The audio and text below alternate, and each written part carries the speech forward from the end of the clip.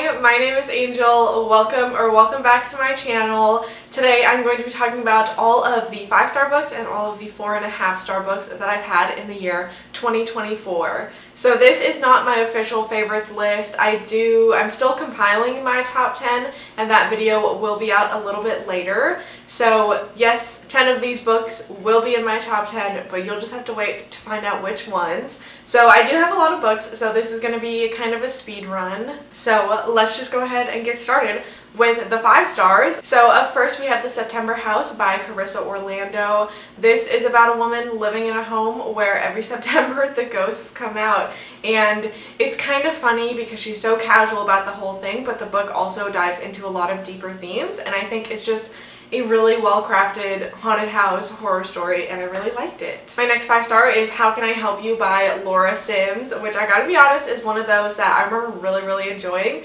and now looking back on it, I'm like, what exactly was it that I really liked about that book?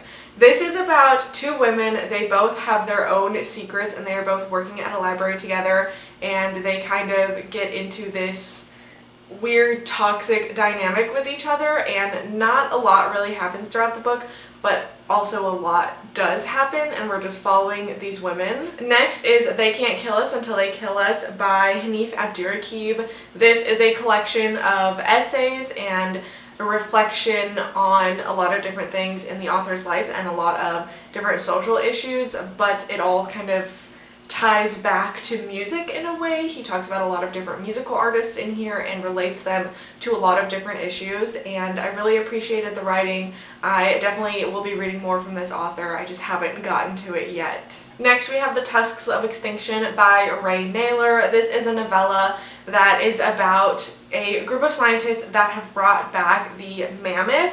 However, being extinct for so long, it doesn't really know how to survive. So we have this woman whose consciousness gets uploaded into the brain of a mammoth, and she must teach these mammoths how to exist and be animals, and it was really interesting. It had a lot of social commentary, really interesting sci-fi elements, and I really enjoyed it. Next we have The 7-Year Slip by Ashley Poston, which is a cutesy little romance about a woman who falls in love with a man who is 7 years in the past. I'm not going to go too much into detail, but I really love this book. I love the characters. They felt like real people to me, and I think that's why it stood out so much, and their relationship was just so very sweet and wholesome, and I would highly recommend this one. Next we have Head Like a Hole by Andrew Van Wey. This is a cosmic horror about a group of people in the past who were involved with a tragic accident, and now that accident is coming back to haunt them in more ways than one, and it's nasty and so well written, and I just really love this one. Next is The Metamorphosis by Franz Kafka. This is a classic. I don't have to go into the reasons why so many people love this one, but essentially it is a story about a man who wakes up and finds that he has turned into a bug, and then he has to navigate his life and his relationships as a bug. This one, once again, has a lot of commentary and a lot of great writing in it. The next one is Wilder Girls by Rory Power. This is a young adult horror, and it has a lot of body horror in it. We are basically following these girls that are on this island at a school when there has just been like a pandemic sort of thing. So they're like quarantined on this island, and more of them are getting sick, and this illness does a lot of strange things to their bodies, and it's a story about survival and friendship, and I really enjoyed the writing, I really enjoyed the characters, and I really enjoyed the body horror in this one. Next is kind of similar. This is House of Hollow by Crystal Sutherland. This is another young adult book that also has to do with a lot of body horror. This is about 3 sisters that went missing when they were very young, and then they eventually came back, but they have really no recollection of what actually happened to them. So now as adults they are starting to uncover that mystery, and things get weird, and I just really enjoyed the atmosphere and the writing within this one, and then also the sisterly relationship was so strong throughout the story. Our next one is The Reformatory by Tanana Reeve Dew, which is a little bit of a bigger one,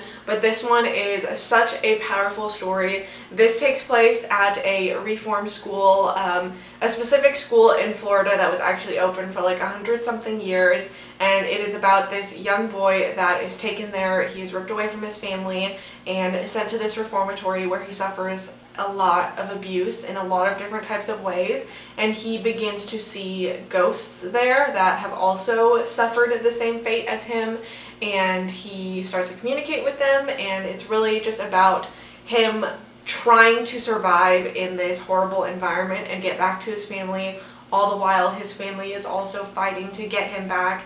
It's very, very emotional. It is very dramatic and very suspenseful, and just a really powerful story. Next is A Short Stay in Hell by Stephen L. Peck, which is a shorter book but still very impactful. This is about a man who dies and he goes to sort of this limbo where there is just an infinite number of books, and he has to find the single book on there that is his life and turn that in order to get out of this limbo or this hell that he's in. And it is very mundane, but it's very emotional, and you get really attached to the characters, and it's just one of those things where it's just an unfathomable situation because it's such a big space of books, and it's so long that these people are spent there that it's crazy to think about as a human, to be able to fathom the amount of time that these people are stuck in hell is crazy. My next 5-star was actually a sequel. This is Moon of the Turning Leaves by Waukesha Grice. This is the sequel to Moon of the Crusted Snow, which is like an apocalyptic horror that takes place on a native reservation.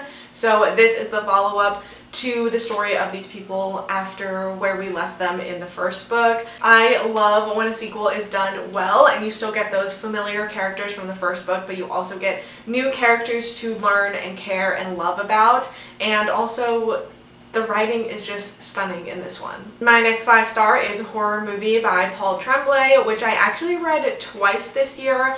I originally got it as an ARC and read it that way, and then just in October I re-listened to it on audio because I wanted to experience that after hearing really good things about the audiobook. I think it definitely withstood and is still a 5-star for me. This is really a story of obsession.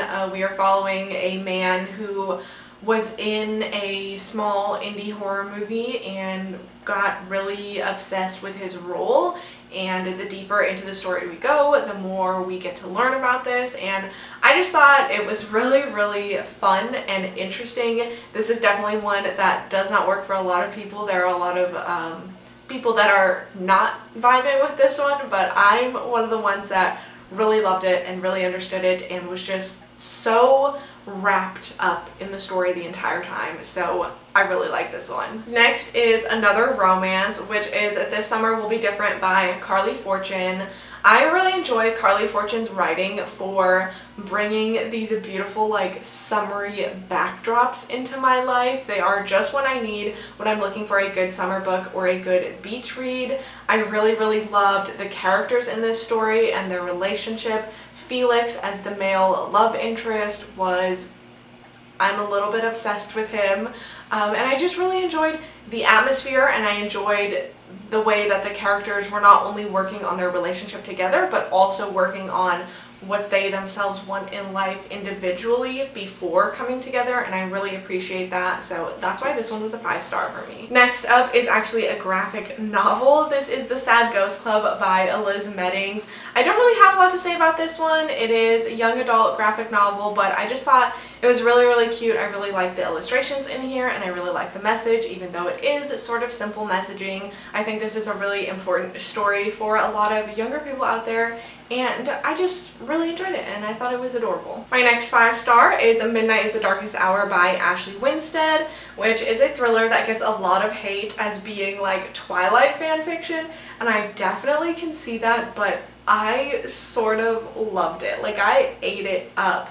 This is about two people in a small southern town where there is a lot of religious rule, and there has been a murder, and these people are trying to figure out who murdered this person and trying to save themselves from being suspects and being charged with this thing. I was just absolutely blown away by Ashley Winstead's writing. I really went into this not expecting a whole lot, kind of expecting to hate it, and to come out with a 5-star was mind-blowing to me. I really enjoyed this.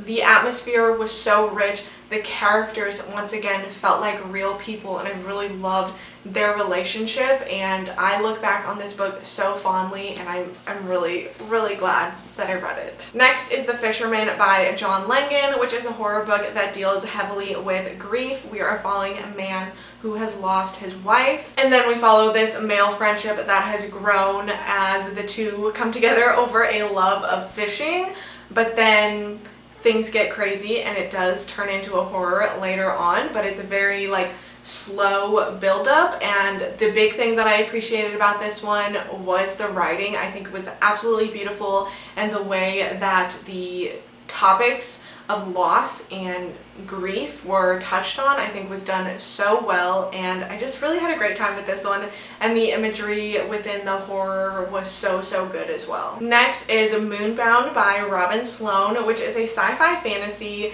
which is a little bit different for me because I was definitely a little bit scared going into this one, but I really enjoyed it. This is about a young boy who is under the rule of a very harsh wizard, and he sets out on a journey to figure out what he was destined for, because he believes he was destined for something bigger than to be under the rule of a wizard. And we follow him on this journey. We meet plenty of different side characters, we see a whole lot of different settings, and it's just a great time, a really fun ride, and I really enjoyed it. Next is The Babysitter Lives by Stephen Graham Jones, which is a book that is only available on audio right now, and this is kind of your classic horror story. The babysitter is at home with the kids when some weird shit starts to happen, and it gets very weird. Like, this is a very mind-bending book, and it's one of those books that the more that you read it and listen to it, I guess, the more that you'll notice all of the little details that are so very intentional that Stephen Graham Jones puts into his stories is so crazy, and this one is no exception. And on that note, my next 5-star is I Was a Teenage Slasher by Stephen Graham Jones, which is about a man telling the story, recounting of a time back in his life when he was in high school when he was a teenage slasher and he killed a bunch of people. So there is a lot of brutal murder in here, but then it's also about this man's story and his friendships, and then once again Stephen Graham Jones, with all of the little details that he puts in, he crafts such a fantastic story, and it's so well done. It's like, it's really hard to explain the story to somebody else because you'll be like, okay, like he killed a bunch of people, but it's really more than that, and I really like this one, and it definitely stuck with me for a long time after finishing it. Next, we have another sci-fi. This is Hum by Helen Phillips. This is about a near-future dystopian world where there is hums, which are these robots that are all over the streets, and personal advertising has taken a whole new level. Everybody's addicted to technology. Society cannot function without technology, and it's very scary because a lot of the like dystopian elements that are in here are actually in the back of the book cited as real incidents that occurred in our real life dystopian world that we are currently living in. And I think that's why this one worked so well for me, because I feel like as a story it's not anything crazy or mind-blowing, but it just had so many themes that got to me personally and so many sentiments that I agree with, and that is why I enjoyed this one. Next is another classic. This is Rebecca by Daphne du Maurier. I'm pretty sure that's how you pronounce it. This one is about a woman who enters into a new relationship, and then she becomes obsessed with her husband's ex-wife. Her obsession starts to consume her and everyone around her, and it's really beautifully written, very atmospheric. It is a classic for a reason. People love it for a reason. Next is another novella. This is Halloween Fiend by C.V. Hunt. This one, there's really not a whole big reason why I gave this one 5 stars. I just simply loved it. This is about a small town that has a very strange tradition. They have this creature named Halloween that lives there and roams during the night, and he comes to your house and he expects a blood sacrifice, and if you don't provide that, then you're dead.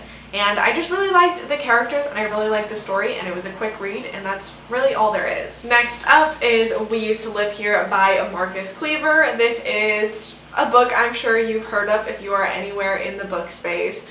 This just came out this year and it is absolutely going crazy online. This started on Reddit, and this is about a man who brings his family to his old childhood home, and he goes to the woman that's living there and he says, I used to live here, can I show my kids around?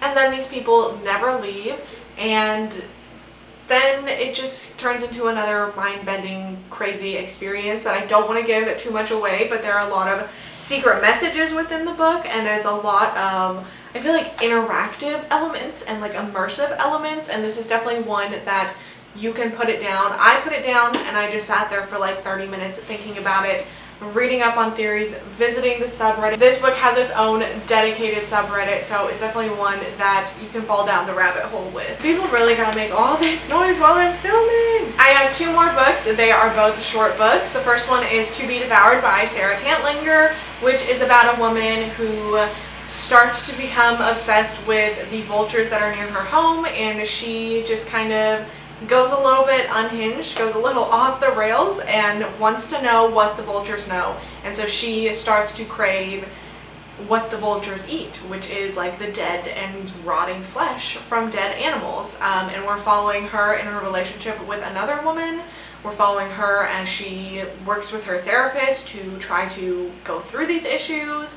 It is dark and nasty and so messed up, but also so fantastic. Sarah Tantlinger is an incredible writer. And my last 5 star, if you can believe it, is Coraline by Neil Gaiman, which obviously I've seen the movie years ago. I have seen it many, many times over the years, but I'd never actually read the story, and I think it was cute and sweet and everything that I was expecting. I don't really have too much more to say about this one because it is such a like widely known one, but I just really enjoyed the story. Next, I just want to quickly run through all of my 4.5 star books, because although they weren't 5 stars, I feel like they were still so good that they deserve to be talked about. First, we have We Spread by Ian Reid, which is about this woman that goes into like an assisted living facility type of thing after she falls, and it's hard to explain this one, but I just love Ian Reid's writing, and simply he is one of my favorite authors, and that's why he's here. Ian Reid, please publish another book. I'm waiting, please. My next 4.5 star was The Hitchhiker's Guide to the Galaxy by Douglas Adams. This one was just kind of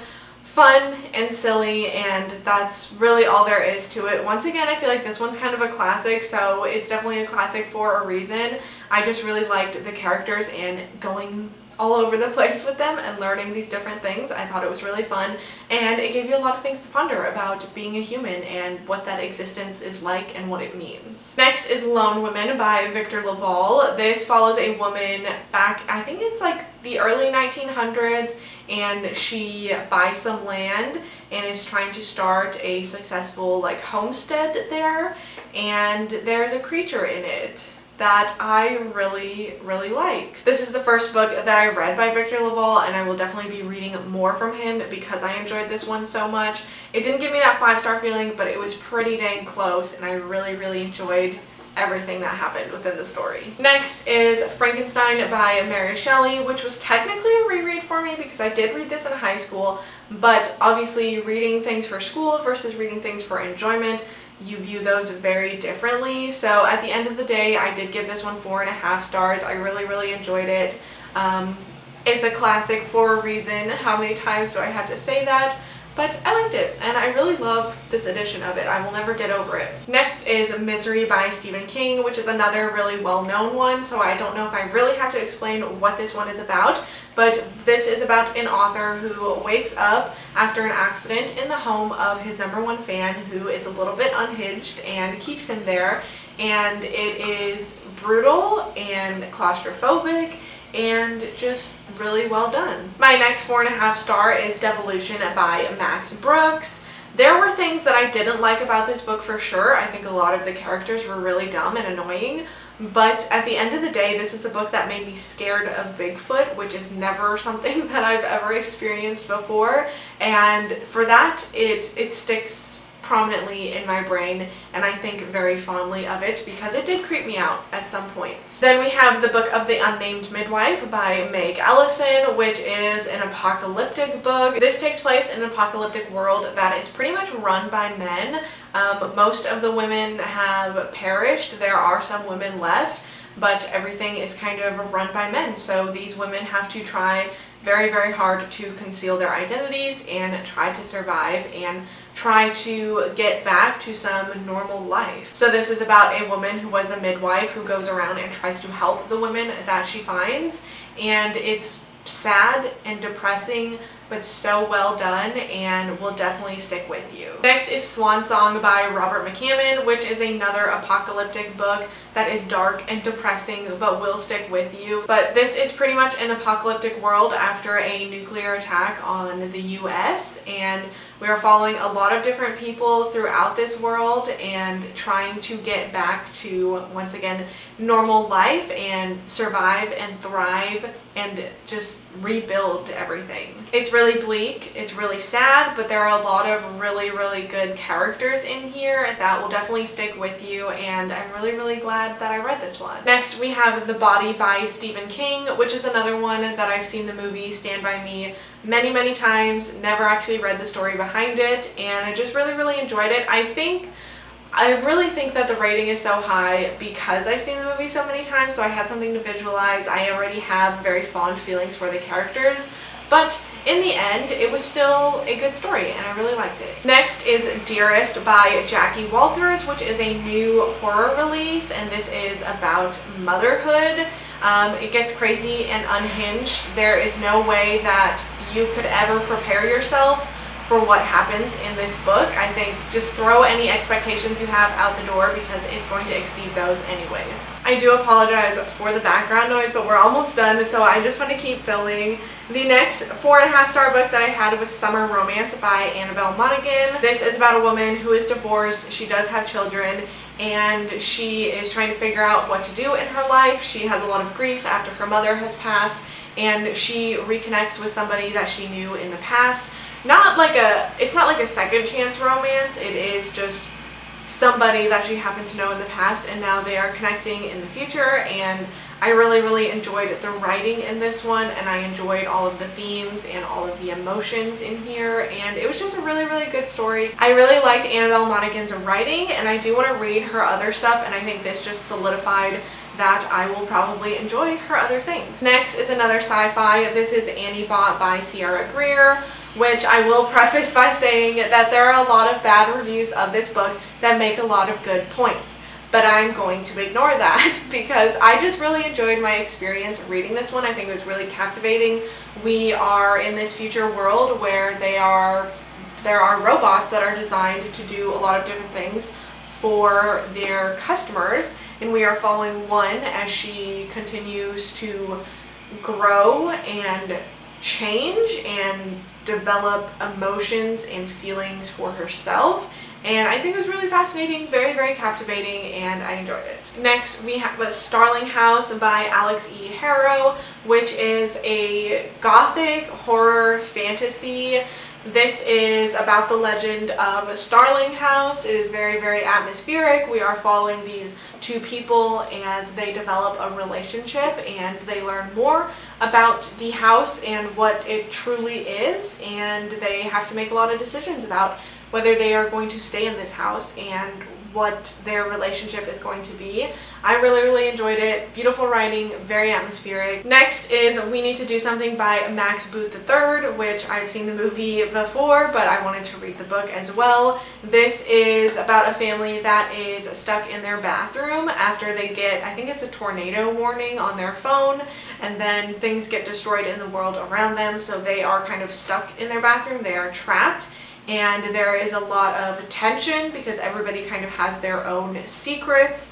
I really enjoyed the writing in this one. The only reason it was 4.5 stars and not 5 stars is because it does get very unhinged. You know, it becomes more and more like unraveled as the story goes on, but towards the end it almost got to a point where I couldn't fully grasp what exactly was happening. But everything else I really enjoyed about this one. Next up is Dark Harvest by Norman Partridge, which is another little Halloween book. This is once again a town that's got a very strange ritual. They have the October Boy that comes out every Halloween night, and all of the like teenage boys in this town must fight the October Boy. Everybody has their own motives for wanting to be the victor, and there's just a lot of secrets and a lot of messed up things. I really liked the writing in this one, and it was just a really fun and festive Halloween read. And my last 4.5 star for 2024, I mean there's still like a couple weeks left, but we're just gonna call it here, is The Haunting of Velkwood by Gwendolyn Keist, which is a very unique paranormal story. This is about this neighborhood, a street that everybody kind of turned into ghosts, and the whole neighborhood just kind of disappeared behind this veil between the living and the dead. And it's just about these 3 people that grew up in the neighborhood and escaped right before everybody else got trapped there, and now they are the only ones that the neighborhood will let pierce that veil. Oh my gosh, pierce the veil. They're the only ones that are allowed to go back inside this neighborhood, and this one is once again stunning writing, absolutely beautiful writing, really nice themes as well of grief and love and loss and being there for the ones that you love. And it was just really a fascinating concept, and that's why I love this one so much. And there we have it, all of my 5 stars and all of my almost 5 stars for the year of 2024. Once again, keep an eye out for my top 10 list. Can you guess which ones will be in my top 10? With all of that being said, thank you so much for watching. Hopefully I will see you guys next time.